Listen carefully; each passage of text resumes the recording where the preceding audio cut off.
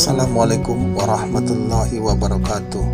Alhamdulillah kita bisa bertemu dalam channel ini, dan pada kesempatan ini kami akan mengulas informasi seputar soal-soal P3K.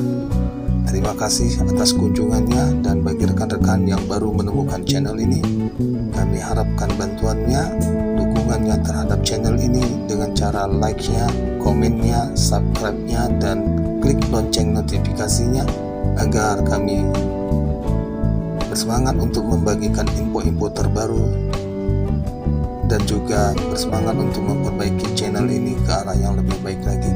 Terima kasih atas dukungannya. Baiklah, mari sama-sama kita awali pembahasan kita dengan bersama melafazkan lafaz Bismillahirrahmanirrahim.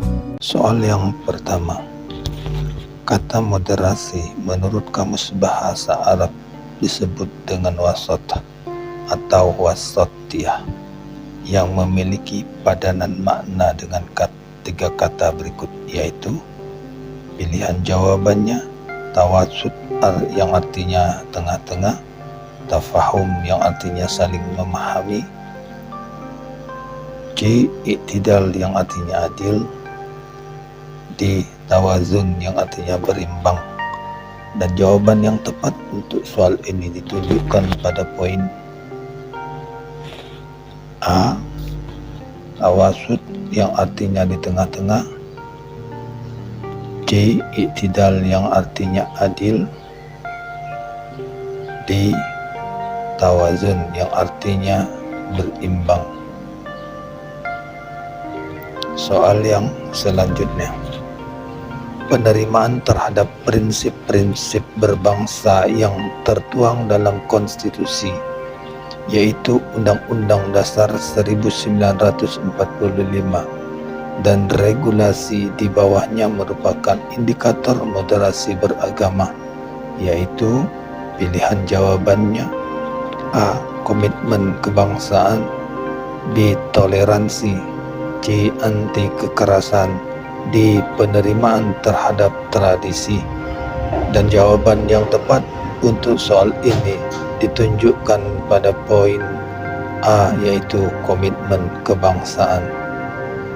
Soal yang berikutnya, menolak tindakan seseorang atau kelompok tertentu yang menggunakan cara-cara kekerasan, baik fisik maupun verbal, dalam mengusung perubahan yang diinginkan merupakan indikator moderasi beragama, yaitu pilihan jawabannya A, komitmen kebangsaan, B, toleransi, C, anti kekerasan, D, penerimaan terhadap tradisi. Dan jawaban yang tepat untuk soal ini ditunjukkan pada poin C, yaitu anti kekerasan. Soal yang berikutnya,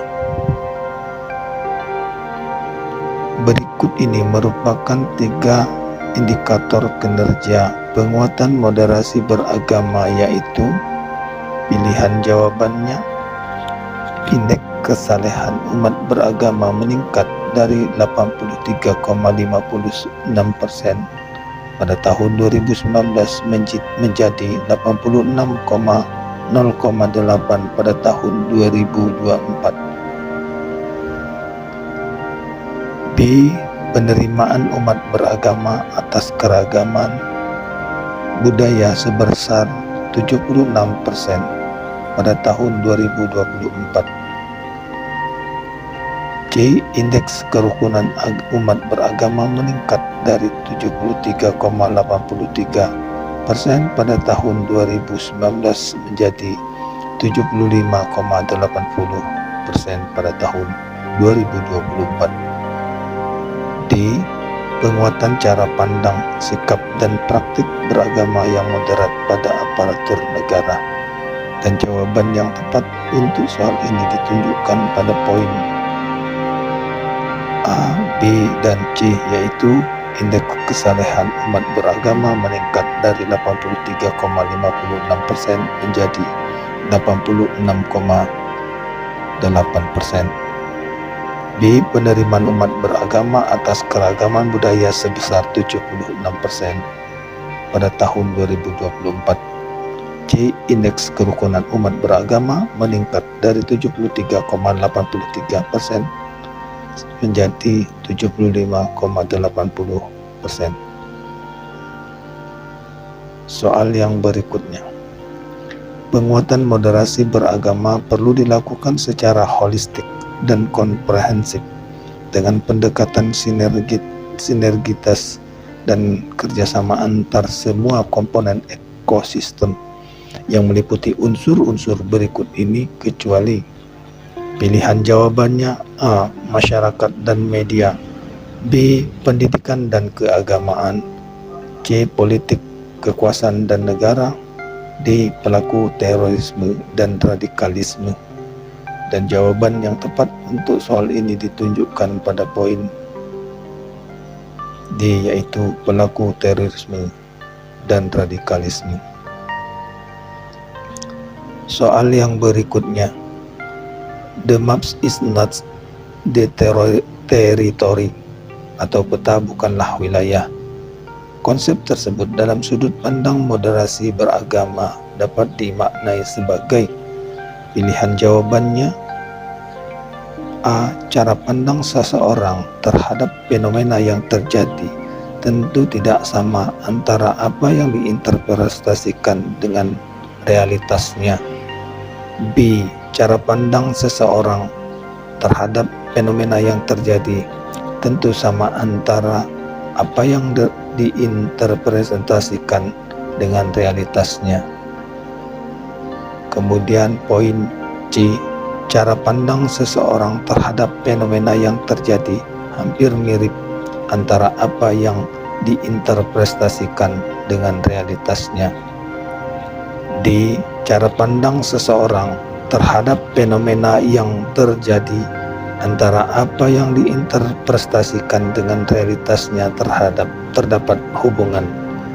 Dan jawaban yang tepat dari pertanyaan ini ditunjukkan pada poin A, yaitu cara pandang seseorang terhadap fenomena yang terjadi tentu tidak sama antara apa yang diinterpretasikan dengan realitasnya. Soal yang berikutnya. Perhatikanlah beberapa pernyataan berikut ini. 1. Seleksi data atau seleksi data. 2. Kesimpulan atau conclusion. 3. Asumsi atau assumption. 4. Keyakinan atau belief. 5. Memaknai data atau added meaning. Urutan pernyataan di atas yang benar dalam tangga kesimpulan atau ladder of inference ketika mendapatkan realita atau kondisi nyata yang dapat diamati atau actual of experience ditunjukkan dengan nomor urut.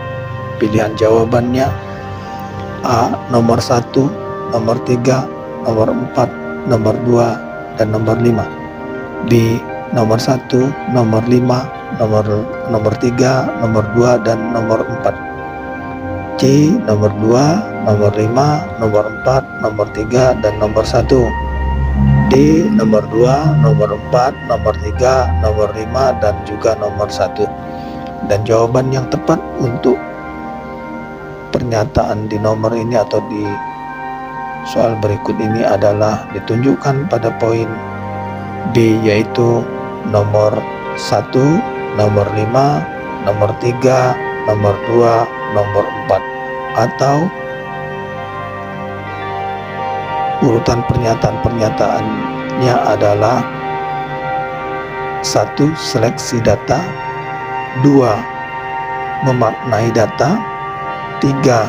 Asumsi, 4. Kesimpulan, 5. Keyakinan. Soal yang berikutnya. Bias kognitif yang disebabkan oleh adanya kecenderungan untuk melupakan bukti dan informasi yang tidak mendukung pendapat kita dan selalu berusaha mengingat bukti dan informasi yang mendukung disebut. Pilihan jawabannya: A. Egosentris, myopia. B. Egocentric recklessness. C. Egocentric memory. D. Egocentric hypocrisy. Dan jawaban yang tepat untuk soal ini ditunjukkan pada poin C, yaitu egocentric memory. Soal yang selanjutnya.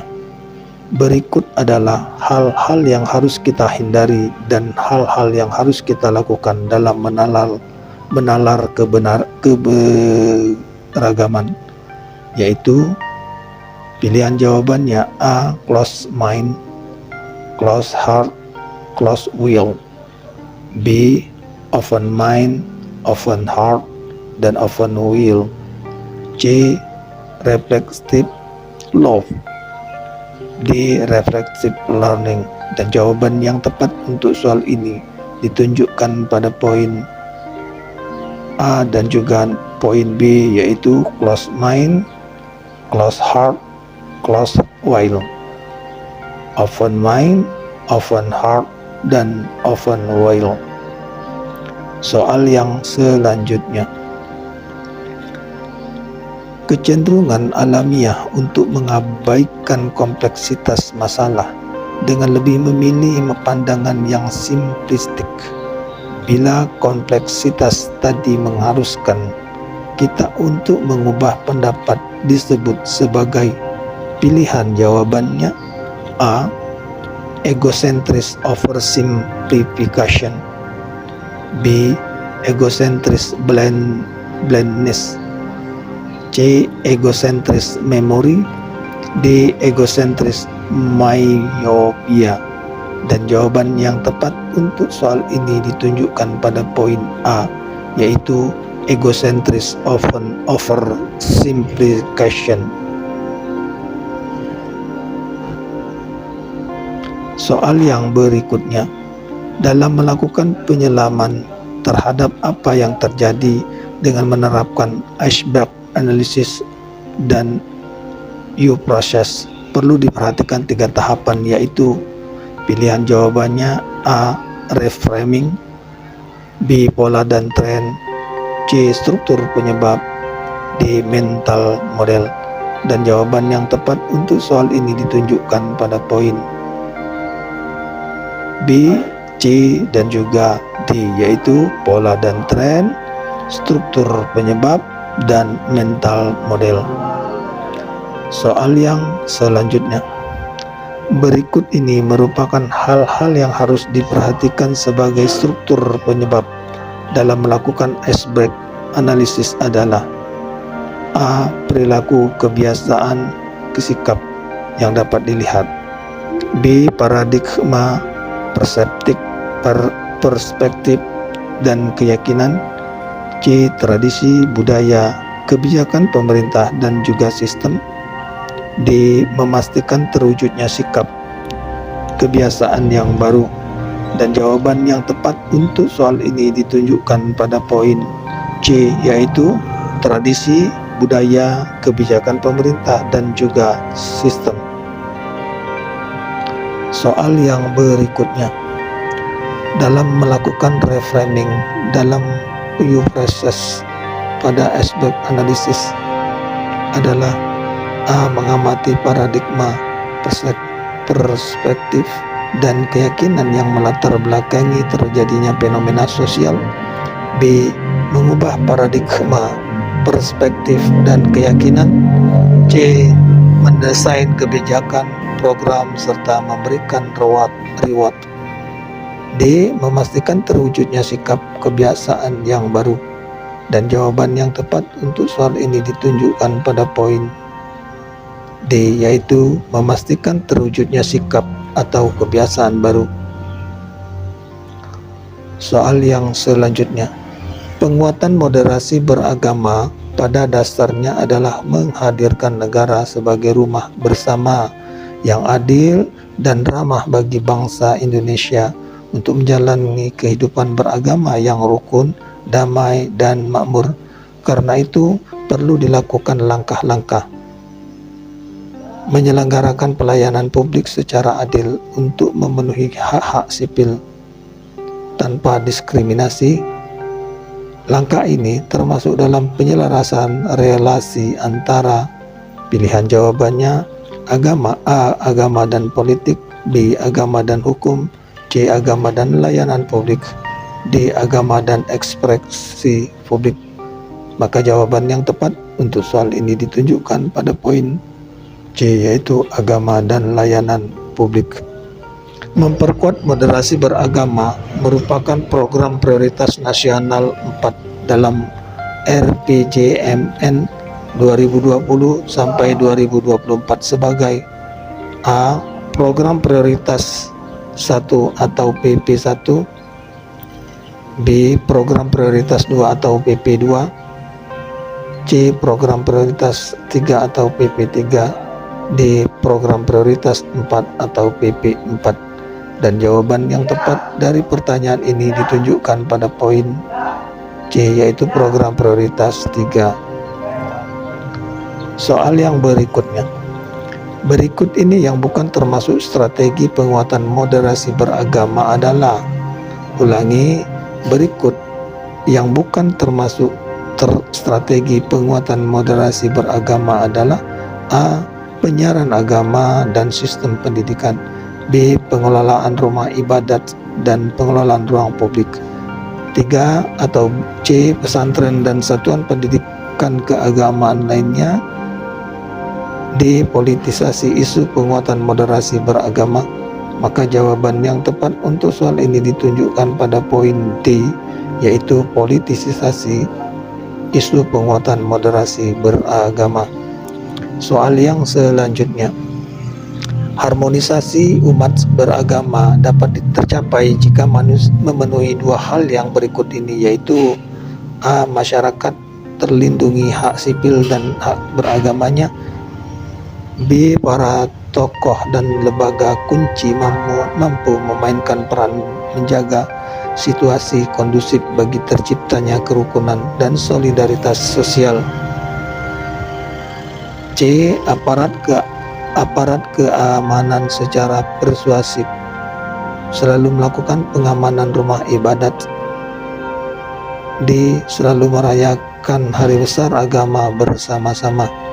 Dan jawaban yang tepat untuk soal ini ditunjukkan pada poin A dan juga poin B, yaitu masyarakat terlindungi hak sipil dan hak beragamanya, dan para tokoh dan lembaga kunci mampu memainkan peran menjaga situasi kondusif bagi terciptanya kerukunan dan solidaritas sosial. Soal yang berikutnya. Berikut ini merupakan 3 tantangan penguatan moderasi beragama kecuali. Pilihan jawabannya A.